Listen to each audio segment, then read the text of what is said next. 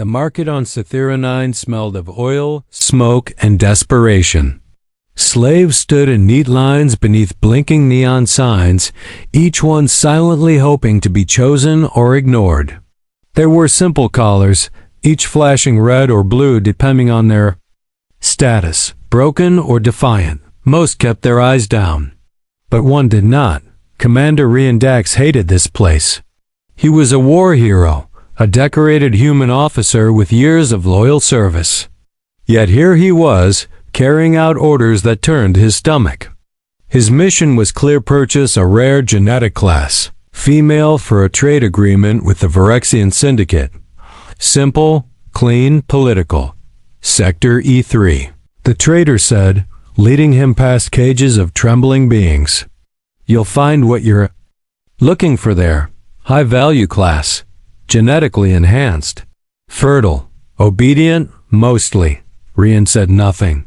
His boots echoed on the metal flooring as he moved forward, eyes scanning faces. Most were vacant, some broken. Then he saw her. She stood. Taller than the rest. Not by much, but her posture was too proud for a slave.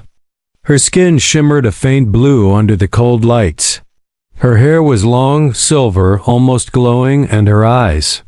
They were violet, unblinking, watching him. This one's dangerous, the trader warned, noticing his gaze linger. She tried to bite the last buyer. Said she'd rather die than be a breeder. Rien stepped closer. The girl didn't flinch. Name? He asked. The trader checked a device. Name's Lissa, former royal bloodline from Era Sky. She was captured after the orbital burn of her capital. Refused reprogramming. Fetched a high price for her face and womb, not her manners. Rien looked at her again. She was stunning. Yes, but there was something more. She didn't look afraid. She looked angry. Alive. Unlock her. What? The trader blinked. She's not, I said. Unlock her. The trader hesitated, then waved his pass. The collar released with a hiss, dropping to the floor. Lissa rubbed her neck but didn't move. She just stared at Rien. Come, he said to her quietly. She didn't move. I'm not taking you as a slave, he said, voice firm.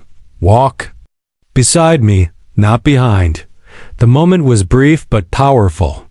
Around them, other buyers watched with curiosity. Some laughed, some whispered. A human treating a slave like an equal? Unheard of. Lissa slowly stepped forward, eyes narrowing in suspicion. Why? She whispered. Why buy me and not use me? I have my reasons, he replied. But for now you're free to walk. Just walk. She followed him. Every step away from the cage felt surreal. Her body expected pain, commands, collars, but he offered none of those things. No threats, no control. Just silence. Outside the market. Rien guided her onto his small transport ship. It was clean, private, and quiet. She looked around, expecting hidden cameras, shock pads, chains. There were none. Sit, he offered gently. She sat cautiously. I was ordered to buy you for breeding purposes, he said plainly. They wanted your genetics. They wanted to use you like cattle. I couldn't allow that. You spent credits, a fortune to free me? Her voice trembled, more confused than grateful. No, Rien said after a moment. I didn't free you. I want something more difficult. She tensed again, jaw clenched. I want to offer you a choice, he continued. Not orders. Not commands, a real choice. She said nothing, only stared at him with quiet suspicion. You lost your people. I've lost mine too in different ways. The galaxy doesn't care about either of us. But if there's any future left worth building, it needs people like you. And maybe someone like me. Lissa's voice was low. You want to breed with me, but without control? I don't want to breed with you, he said, almost amused. I want to raise children with you. I want to be a father. But only if you want that too? The words hit her harder than any collar or stun blast. She looked away, hiding her face, something hot pressed behind her eyes. She hadn't cried in years. "This doesn't make sense," she whispered. "This isn't how your kind works. Your kind buys and breaks. You don't build. I'm not like the rest of my kind." She looked at him then, really looked. He didn't carry a weapon now. He didn't posture. He looked tired, sincere. And, a little lonely dot suddenly, the ship jolted. An alert blinked red on the console. Enemy vessel detected. The Phyrexian syndicate had followed him. They weren't happy with the deal. Lissa stood, her voice sharpened. "They'll come for me. For us. They don't let high-value property just walk away." "I'm ready for that," Rian said, walking toward the cockpit. "I hope you are too." For the first time, Lissa smiled faintly. "I'm tired of running. Let's fight." And that was the moment she stopped being a slave and started being something more. Rian tightened the straps across his shoulders and slid into the pilot seat. Warning signals blinked on every panel. The ship's sensors showed one hostile cruiser approaching Phyrexian Syndicate class. Not military grade, but fast and armed enough to cause real damage. It was clear. They didn't expect him to return the girl. They expected obedience, like always. Behind him, Lissa stood silent but tense, watching his every move. "You didn't think they'd let you walk away with me, did you?" she asked. "I did," he replied dryly. "Because I was foolish enough to believe they only wanted power, not revenge. They paid for me," she said bitterly. "I was currency. Now they think you stole from them." "I did, but I didn't steal a product. I saved a person." She stepped closer, her voice low but sharp. "Do you even realize what you've done, human? The Syndicate will not stop. They'll track this ship across 5 systems. I'm not just rare. I'm a symbol. One they can't allow to slip away." "I know exactly what I've done," he said, flipping the ship into evasive mode. The vessel hummed to life beneath them. "But I'm not afraid of tyrants in suits. I fought worse." Lissa gave a half-laugh. "You really are insane." "Maybe," he muttered. "Strap in." The ship launched forward as Rian angled it toward a cluster of asteroid debris ahead. The cruiser behind them opened fire. Red bolts streaked across space. The shock waves hit the rear shielding, rocking their hull. "Shields down to 60%, the ship's AI announced calmly. Lissa braced herself against the wall. "You'll never outrun them in this crate." "Not trying to outrun them," he said. "Trying to lose them." He dove into the asteroids.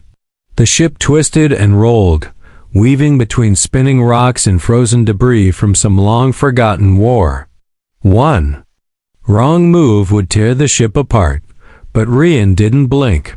His hands moved with calm precision. He flew like a man who had faced death and made it wait. Behind them, the cruiser tried to follow. Too large, too slow. Lissa watched on the rear monitor as the Phyrexian ship grazed a spinning boulder. It cracked sideways, engines flaring, then vanished in a burst of light. "They're gone," she whispered. "You did it." "Just bought us time," Rian said, wiping sweat from his brow. "They'll send more." He guided the ship out of the asteroid field and into deep, unclaimed space. Quiet, dark, and unmonitored. He set the ship on autopilot and leaned back. For the first time in hours, the silence wasn't threatening, it was peaceful.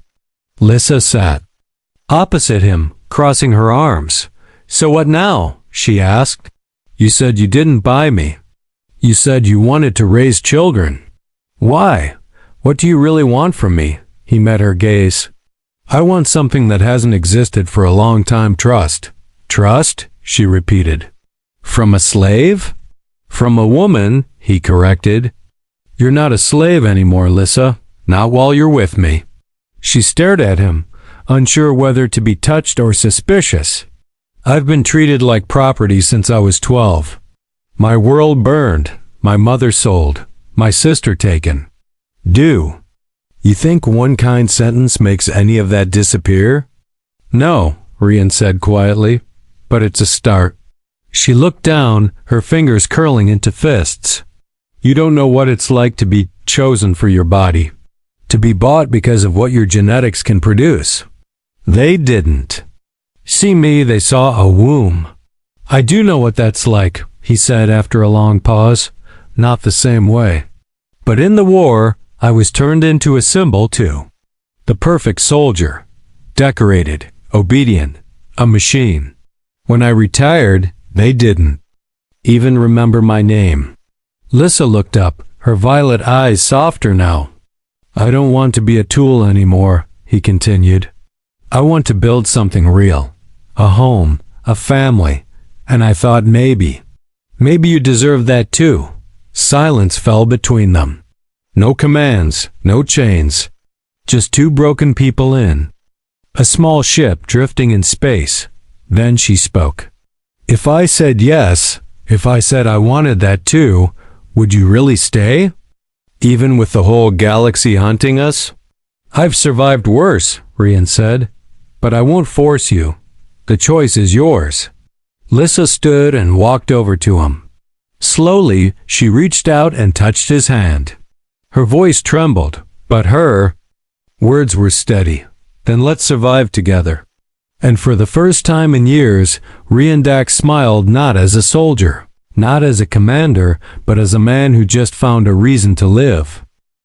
The stars stretched like thin silver lines as the ship entered deep skip mode, sliding through uncharted space. Rian had set a course toward a system without a name, just numbers and old warnings. It wasn't safe. That was the point. Lissa sat on a bench in the back of the ship, her silver hair glowing faintly under the dim lights. Her hands trembled, but she kept her face calm. For the first time in years, her collar was gone. Her back was unmarked. Her mind was still catching up. Across from her, Rian studied a blinking data screen. His jaw was tense. Even without a uniform, he looked like a soldier. Clean movements, focused eyes. But not cold, not anymore. How long will it take to reach this system? She asked. 4 hours, he replied. If the engines hold. And if they don't? We drift, he said simply. She leaned back, watching the ceiling. Do you really think we can hide from the syndicate? No, he admitted. I think we can delay them. Confuse them, long enough to disappear. Lissa didn't reply. Instead, she pulled a small object from her sleeve, a thin crystal disc about the size of a coin. Rian noticed. What's that? She stared at it for a moment, then said, memory shard, all I have left from my home. He stepped closer, crouching beside her. May I? She hesitated, then handed it over. Rian held the shard up to the light. It shimmered and projected a faint image of younger Lissa, smiling with two others, her sister and what looked like her father. Their faces were joyful, untouched by war.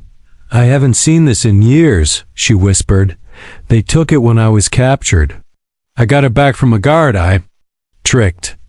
Rian studied the image a little longer, then returned it gently. We'll make new memories. Lissa's eyes flicked toward him.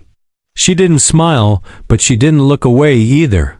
Before either could speak again, a sharp beep echoed from the console. Unknown vessel detected. The ship's EI announced. Rian moved fast, jumping back into the pilot's seat. Already? He muttered. It's too early. On the screen, a ship approached sleek, small, but fast. Not Syndicate. Something else. It wasn't firing, just tracking. They're not attacking? Lissa asked. Not yet. But they're not here for a friendly visit. He opened a comms channel. Static answered. Then a voice cut through. Human vessel. This is Captain Sharo of the Black Crescent. You are harboring stolen Syndicate property. Prepare to be boarded. Lissa stiffened. Bounty hunters. Rian narrowed his eyes. They tracked your DNA? Smart. Smarter than most, she muttered. What now? Rian flipped switches. We're not letting them dock, but we can't outrun them. No, but I can trick them. He guided the ship toward a dark nebula nearby thick with gas, dangerous for sensors. The perfect hiding place. As they flew in, the ship shook. Plasma clouds danced outside the windows. Lightning lit up the black fog in sharp blue flashes. Inside the cockpit, Rian killed the main engine and powered down all exterior signals. Now what? She asked. We wait, he said, and hope they overshoot. Minutes passed. The silence was heavy. Then a whisper from the AI. Tracking signal lost. Hostile vessel has left the field. Lissa exhaled slowly. That actually worked? For now, Rian said. But we'll need a new plan. A permanent one. She tilted her head. Like what? We can't run forever, he said. So, we hide where they won't look among people who don't care about syndicate threats. Criminals? No, refugees. Outcasts. There's a moon in the outer line called Helix 9. Broken people live there, but they protect their own. She looked at him, thoughtful. That's where you think we'll be safe? No, he said honestly. But it's where we'll start something new. Lissa stood and walked to the viewport, watching the nebula's soft glow. When I was young, I believed in destiny, she said quietly. But my destiny turned to chains. He joined her. Maybe this time you get to choose your path. She turned to him. Her expression softened. If we have a daughter, I want her to smile like I used to, before all this. We'll make sure she does, Rian said, and just then, just for a moment, their world felt possible. Not easy, not safe, but possible. Outside, the storm passed, and the stars began to return. The ship landed with a soft rumble on the cracked surface of Helix 9. The outer moon was cold and dim, its sky painted in endless gray. Old solar towers blinked weakly in the distance, and broken ruins from long-forgotten colonies littered the landscape like forgotten bones. Rian adjusted his coat and stepped out first, his boots crunching against dry dust. Lissa followed, a scarf wrapped around her head to protect against the wind. She had never seen a place so dead, yet it felt strangely calm. No syndicate patrols, no collars, no silent rows of slaves. This is where we hide? She asked. It's where people like us go when we don't belong anywhere else, Rian said. Some come running, some come broken. But here, no one asks questions. He led her toward a structure shaped like a half-buried dome. The doors were made of thick scrap metal, covered in symbols from multiple languages. As they approached, a small turret lowered from the roof. It blinked, scanned them, then powered down. Rian knocked twice. A metal slit opened in the door, and a voice snapped. Password? No password, Rian replied. But I brought medicine last winter. Tell Tolan. There was a pause. Then the door opened with a loud grind. Inside it was warmer dim lights, old blankets, people whispering in corners. The room smelled of oil and boiled grain.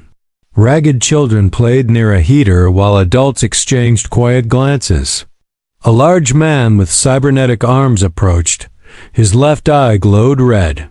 His jaw was scarred, but his voice was calm. Rian Dax, he said with a tired grin. I thought you were dead. Close enough, Rian said, shaking the man's hand. Tolan, this is Lissa. Tolan's gaze moved to her, but he didn't leer or stare. He simply nodded once. Safe here if you follow the rules. What rules? Lissa asked, unsure. No syndicate talk, Tolan said. No weapons drawn. You eat what you grow. And if someone gives you their back, you protect it. She nodded slowly. Understood. Rian leaned in. We need a place to stay. A few weeks, maybe longer. Tolan looked at them both, then pointed toward a back room. There's an old engineer's den. It's tight, but clean. Won't ask for credits if you help repair the outer walls. Storm tore them up last week. We'll do it, Rian said. Later, inside the small den, Lissa sat on a low bed covered in patchwork sheets. It smelled of metal and old air, but it was theirs for now. I thought you were a soldier, she said, watching him lay out supplies. But you move like someone used to hiding. I've done both, Rian said. War teaches you how to kill. Peace teaches you how to disappear. She picked up a small toolkit from the shelf. I want to help. I don't want to sit and wait while you protect me. Rian looked at her, surprised. You sure? I'm not fragile, she said, her voice firm. Not anymore. That night, they worked side by side, repairing wall panels with salvaged plates and wiring. She was faster than he expected. Clever hands, sharp eyes. The two of them didn't speak much, but there was a rhythm to their movements, a quiet understanding. As stars blinked above Helix 9's frozen sky, a small fire burned behind the safe house. Lissa and Rian sat by it, wrapped in old blankets. She broke the silence. You know, if things had gone differently, we'd be enemies. I know, he said. You'd be a royal on Era Sky, and I'd be on the other side of the galaxy, guarding trade routes. She smiled faintly. Strange, isn't it? We met as buyer and slave, but now we're something else, he said. There was a pause. She leaned closer. Do you still mean it? She asked. What you said, about wanting a child. A real future? Rian nodded. Yes, but only if you wanted to. Lissa looked into the fire. Her eyes were calm but heavy with thought. I want to try, she said softly, but on my terms. No contracts, no roles, just us. No chains, Rian agreed. Just choices. She rested her head against his shoulder. For the first time in years, she wasn't thinking about escape, pain, or duty. Just the quiet sound of crackling fire. And a future slowly being built from ash. But unknown to them, deep in orbit. A cloaked satellite turned its lens toward Helix 9, and far away, a syndicate signal began to blink. Rian woke before dawn. His instincts had never faded, even after leaving the military. He sat up quietly and looked across the small room. Lissa was asleep, her breathing slow and steady. The blanket wrapped around her like armor, but her face was peaceful. He rose and stepped outside into the cold air of Helix 9. The sky was still dark, stars barely visible through the thick clouds. The ground crunched beneath his boots as he walked toward the edge of the settlement where the newly repaired wall stood. Tolan was already there, torch in one hand, rifle slung across his back. You sleep like a man with one eye open, Tolan said without turning. Habit, Rian answered. I saw something on the scanner last night. Brief signal. Faint, maybe nothing. Tolan handed him a small receiver. You've got instincts. Trust them. Rian adjusted the device, watching for odd movements. There was something out there just beyond the ridge. Faint heat, faint motion. He frowned. Later that morning, Lissa helped in the greenhouse dome with an older woman named Yara. The woman had bright red skin and worked with her hands like a machine. She didn't ask questions, and Lissa didn't offer any. You handle tools well, Yara said as they clipped vine stalks. I was trained to work with circuits and locks, Lissa replied. They wanted me useful, just not free. Yara nodded. You're free now, but freedom has weight. You ready to carry it? Lissa didn't answer. She just kept working. By midday, she and Rian met at the back wall again, checking the repairs. They didn't speak much, but their silence was easy now, not tense, not cold. It felt shared. Suddenly, the air grew tight. The outer scanner beeped once. Then again. Movement, Rian said. He dropped low and peered through a crack in the metal plate. Dust kicked up in the distance. Shadows. 3 figures. No markings. No uniforms. Lissa crouched beside him. Scouts? Maybe bounty hunters, he muttered, or syndicate spies. They didn't have time to guess. Rian grabbed his rifle and motioned for her to stay behind cover. But Lissa grabbed a sidearm from the gear bag and followed him anyway. I'm not sitting out, she said. Not this time. They moved together, using the rubble for cover, their steps silent. Rian's old training returned like muscle memory. Lissa stayed sharp, eyes watching every angle. They reached the outer ridge. The 3 strangers were now in full view, humanoids in black gear, faces hidden, weapons slung across their shoulders. Rian spoke first. This is neutral ground. State your business. One of the strangers stepped forward. We're tracking stolen syndicate property. Lissa raised her gun. I'm not property. You were bought, the man replied. That contract hasn't expired. Then it dies with you, Rian growled. Without warning, the 3 raised their weapons. Blaster fire lit the ridge. Rian rolled left, shot once clean hit, 1 down. Lissa ducked, then returned fire, striking the second in the leg. He dropped, groaning. The 3rd tried to run, but Rian was faster. 1 last shot. Silence. The fight was over in less than a minute. They stood there, breathing hard. The bodies were still. Lissa looked at the fallen men, her hand trembling. They weren't syndicate soldiers, but they had implants. Contract bounty hunters, Rian said. Private. Paid in credits, not loyalty. Tolan and 2 others arrived seconds later, weapons drawn. Trouble? He asked. Just a warning, Rian said. They found us. Tolan nodded grimly. Then you know what that means. Rian looked at Lissa, then back at Tolan. We have to move, before more come. That night, Lissa sat in their room, cleaning her sidearm. Her hands were steady now. Her eyes calm. I never killed before today, she said quietly. You defended yourself, Rian replied. You defended. U.S., she nodded slowly. I'm not afraid anymore. He sat beside her. You were never weak, Lissa, just caged, she turned to him. They'll keep coming, won't they? Yes, until they think we're dead. Or not worth the effort. She leaned closer. Voice soft. Then let's make them believe it. Let's disappear, Rian smiled. I know a way. It'll be hard, but we'll be free. Then let's do it together. They had blood on their hands now, but they also had each other. And in a galaxy built on chains, that made them dangerous. Together, they would vanish from every scanner. And start again.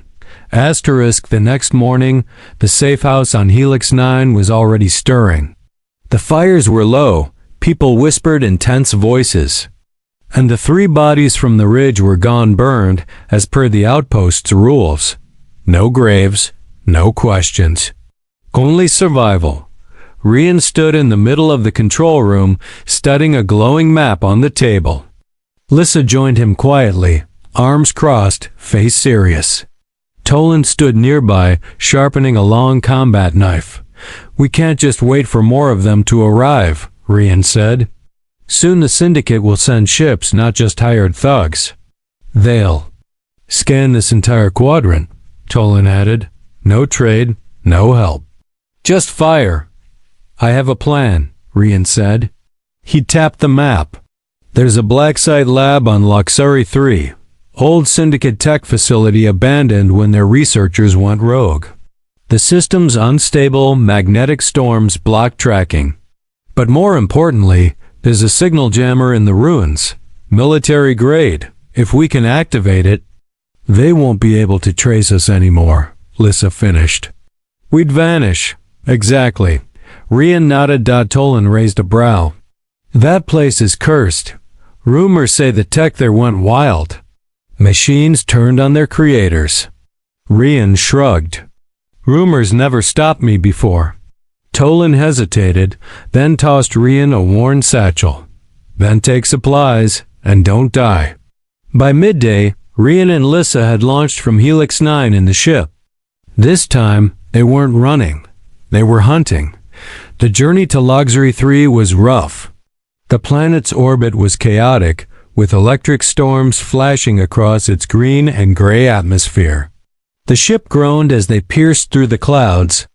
Buffeted by waves of static. They landed near the outskirts of the ruined lab. The buildings looked melted, like time itself had warped them. Metal twisted. Walls covered in strange vines. Antennas broken like snapped bones. Lissa stepped out first. The air smelled sharp, like burnt iron. Are you sure this place still works?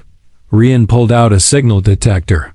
Power signatures are weak, but something's still alive down there. They made their way inside, stepping over broken tiles and shattered display screens. Strange symbols flashed faintly along the wall's old syndicate code, but distorted. The hallway felt too quiet. I don't like this, Lissa whispered. Me. Neither, Rian said. Stay close. They found the jammer buried deep underground in a dark room where cables pulsed like veins. A central console blinked faint green, waiting to be activated. But just as Rian reached for it, a sound echoed down the corridor. Clang, clang. Lissa spun around, weapon raised. Something's coming. Out of the shadows, a tall mechanical unit appeared. It was humanoid in shape, but its face was gone, just sensors. Its limbs were sharp, armor-covered, and humming with power. Rian pulled Lissa behind cover. Security droid. Still active. The droid scanned the room and spoke with a crackling voice. Unauthorized presence. Elimination protocol active. Then, it opened fire. They dove for cover as plasma bolts ripped through the air. Rian fired back, hitting the droid's shoulder. Sparks flew, but it kept coming. Cover me. Rian yelled, sliding toward the console. Lissa fired in bursts, hitting the droid in the leg.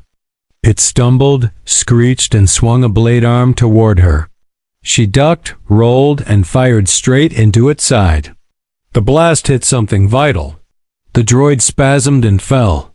Smoke filled the room. Lissa was panting. Her arm was cut, bleeding. You okay? Rian asked. Fine, she breathed. Start the jammer. Rian connected his toolkit and hacked the console. The screen blinked, then turned solid green. Signal disruption field active, the voice said calmly. Rian exhaled. We did it. We're invisible now.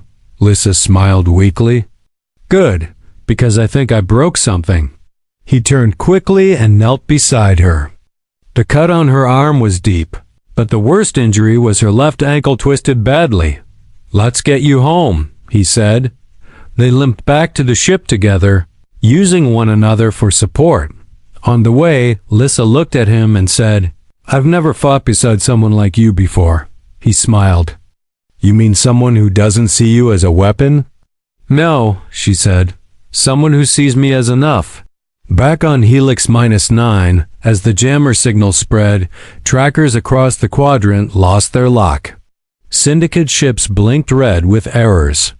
And for the first time since her capture, Lissa was truly off their grid. Free. But freedom wasn't just survival. Now it was the beginning of something greater. Something that neither war nor chains could erase.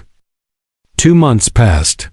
The sky above Helix 9 remained a cold gray, but inside the old safe house, warmth had returned. The broken walls were repaired.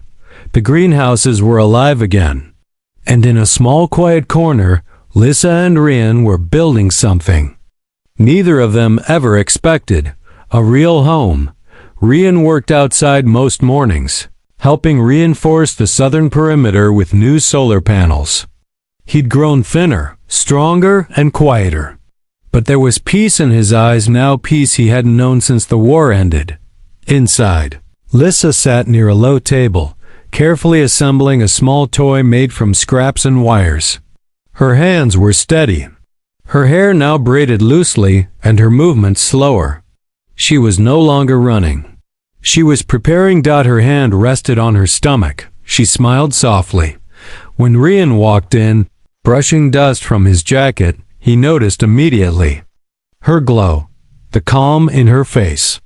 The way she looked at him now, not with fear, not even just trust, but with deep, unshakable belief. He knelt beside her. "Everything okay?" She nodded. "More than okay." Her fingers slid into his, and she guided his hand to rest gently on her belly. His eyes widened. "Lissa, are you?" "Yes," she whispered. "It's real this time. No science, no contracts. Just us." For a long moment, he didn't speak. Then he exhaled a breath he didn't know he'd been holding. "I don't have the words," he finally said. "You don't need to," she smiled. "You gave me freedom. Now I want to give us a future." Outside, the people of the settlement gathered quietly. Word had spread, not just about the baby, but about them. About the human who'd chosen love over orders. About the former slave, who now walked freely and held her head high. Tolan visited that evening, placing an old carved box on their table. Inside was a small silver chain once used for binding. It had been broken in half. "No one wears chains here," Tolan said. "But this should be kept, as a reminder of what was." Lissa took the chain and held it in her palm. "I'll tell our child what it meant, and how we broke it." That night, the fire pit behind their room burned bright. Rian and Lissa sat close together, wrapped in one blanket, watching the stars above. "They'll never find us now," Rian said. That jammer on Luxury 3 scrambled every trace. "You're finally free." Lissa looked at him gently. "You say that like freedom was the goal." "It wasn't?" She shook her head slowly. "Freedom was the beginning. You were the goal." He turned to her, confused. "You could have used me," she continued. "Like everyone else tried to. You had the credits, the power. But you chose something different. You chose me. Not for my blood, not for my body, but for my heart." Rian swallowed. "I didn't know what I was doing when I stepped into that market." "You were saving me," she whispered. "No," he said. "I was saving myself. I just didn't realize it yet." The fire crackled between them, and they leaned together, foreheads touching. The moment was still and perfect, but they both knew the galaxy was still dangerous. Someday, someone might come looking again, and yet, it didn't matter, because they had found something more powerful than any weapon or army, a reason to live. Lissa placed her hand over her stomach once more. "Boy or girl?" "Both," Rian teased. "Twins. One brave like you. One stubborn like me," she laughed. It was soft and real and full of light. "No matter who they are," she said, "they will never know chains. Only love," Rian nodded. And there, beneath the stars of a quiet, broken moon, two souls once torn apart by war and slavery held each other tightly and dreamed of a life no one else had dared to imagine. A home. A child. A future. Not on power or control, but on choice. And in the silence of that night, for the first time in her life, Lissa finally knew what it felt like to be free, not just in body, but in heart.